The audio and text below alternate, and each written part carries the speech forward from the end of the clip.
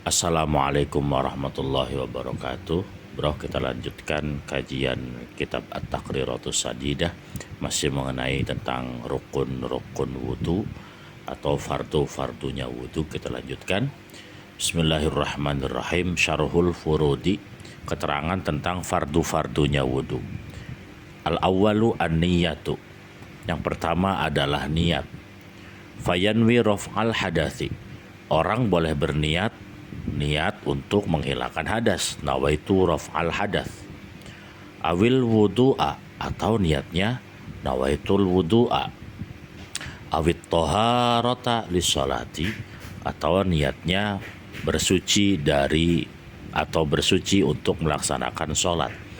Jadi pilihannya orang bisa memilih tiga, bisa nawaitu raf'al hadas, nawaitul wudu'a, atau nawaitu toharota lissolati. Jadi pilihannya tiga. Yang umum di kita itu biasanya kita membaca nawaitul wudu'a li raf'il hadatsil asghari, ya. Jadi kalau mau singkat bisa nawaitul wudu'a, bisa nawaitu raf'al hadathi, bisa nawaitu toharota lissolati. Tinggal pilih yang mana yang menurut para pendengar enak dibacakan, enak dilafalkannya. Kita lanjutkan. Waktuha inda ghusli awwali juz'in minal wajhi.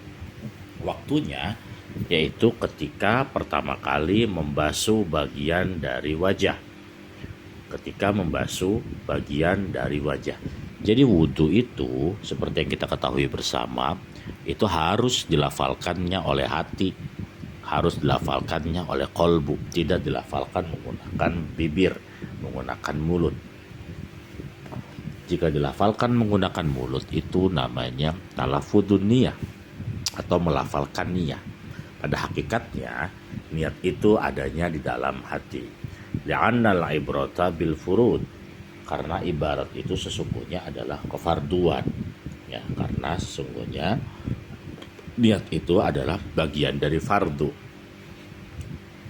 Jadi ketika kita membasuh muka, membasuh wajah, bagian dari wajah, maka hati kita berkata nawaitu raf'al hadathi, nawaitul wudu'a, atau nawaitu toharota lissolati, ya. Jadi bukan pelafalannya, tapi yang ada di dalam hati saja yang dinamakan sebagai wudu tersebut.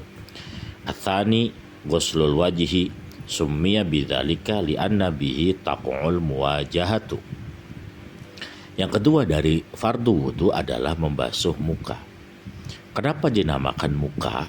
Karena muka itu adalah tempatnya orang saling tatap, tempatnya orang saling melihat, tempatnya orang saling muwajahah.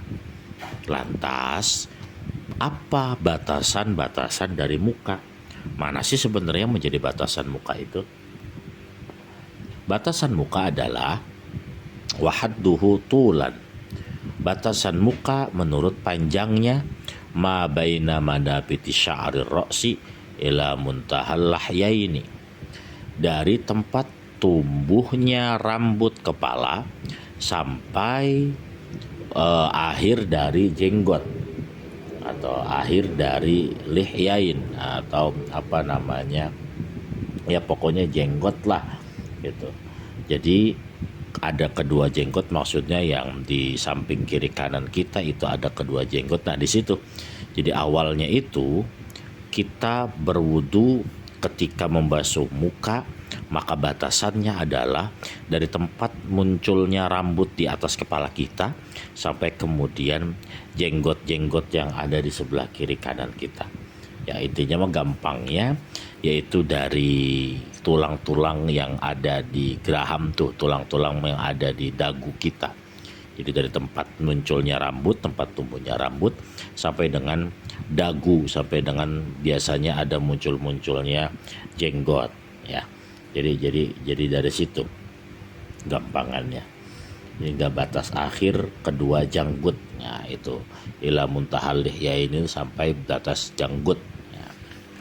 Kemudian kita lanjutkan wa ardon, di sini ada keterangannya. Wa ardon, kemudian lebarnya mana? Maka batasan dari lebar wudu itu adalah ma bainal udhunaini, barang yang diantara kedua kuping.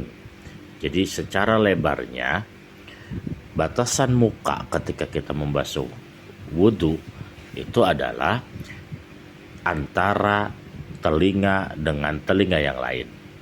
Kalau panjang ke atasnya itu dari tempat tumbuhnya rambut sampai jenggot, ya, kemudian selebarnya itu ma bainal udhunaini, sampai dengan batas kedua kuping, dari kuping kanan ke kuping kiri, itu batasannya.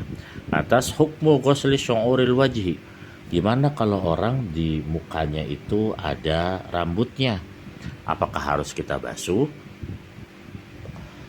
rambut tersebut yang ada di muka? Maka kita lihat keterangannya. Yajibu ghusluha kulluha, wajib membasuh semuanya, ya, zahiruha wa batinuha, yang kelihatan maupun yang tidak kelihatan, yang kelihatan maupun yang tidak kelihatan. Ini rambut yang ada di muka, ya, bukan jenggot, karena kalau jenggot ada lagi keterangannya nih. Wa yustasna min dzalika al-lihyatu wal 'aridani idza kana kathifaini. Ini tidak termasuk ke dalam kedua jenggot, tidak termasuk ke dalam jenggot dan godek jambang yang tebal, ya. Dikecualikan dari membasuh yang zahir dan yang batin ketika rambut tersebut berupa jenggot ataupun berupa jambang, godek kalau bahasa kitanya mah, yang terlalu tebal. Fayajibu ghuslu zahirihima duna batinihima. Kalau rambutnya itu seperti jenggot dan seperti godek, seperti jambang yang tebal, maka dia hanya membasuh luarnya saja, tidak diwajibkan untuk membasuh dalamnya, ya, tidak diwajibkan untuk membasuh dalamnya. Berbeda kalau rambutnya itu selain janggut dan selain godek, kayak alis. Kalau alisnya tebal itu wajib masuk air semuanya ke alis kita. Misalnya di jidatnya ada rambut tambahan misalnya, maka itu mah harus dibasuh sampai dalam-dalamnya. Tapi kalau untuk jenggot dan untuk godek itu tidak diwajibkan membasuh sampai dalamnya jika bulunya itu tebal. Wa yusannu takhliluhuma min asfala biyadihil yumna. Nah, kalau jenggotnya tebal, maka disunahkan untuk menyela-nyelakan. Artinya kita masukkan jari-jari kita ke dalam sela-sela jenggot tersebut dari arah bawah dengan tangan kanan. Jadi jenggotnya digitu-gituin tuh. Kalau jenggot-jenggotnya tebal ataupun kalau jambangnya tebal, itu disunahkan untuk disela-sela menggunakan jari tangan kita yang tangan kanan. Nah, itu perbedaannya, ya. Kalau rambutnya selain janggut dan selain godek itu harus dibasuh semuanya sampai ke dalam-dalamnya. Tapi kalau jenggot dan godeknya itu tebal, maka tidak wajib untuk dibasuhnya. Ya, lantas dobitul lihatil kathifati wal khafifati. Mana batasan jenggot yang tebal dan jenggot yang tipis?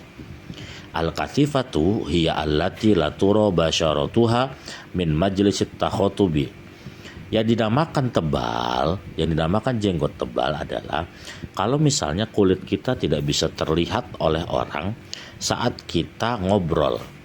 Jadi jenggot bisa dikatakan tebal kalau kulit jenggot kita tidak terlihat saat kita ngobrol dengan lawan obrolan kita. Mayusawi metron wanisfan takriban. Kira-kira jarak ngobrol itu adalah 1 meter setengah. Kalau misalnya jaraknya itu adalah sudah melebihi 1,5 meter kulit yang nggak kelihatan, itu tidak masuk dalam kategori ini.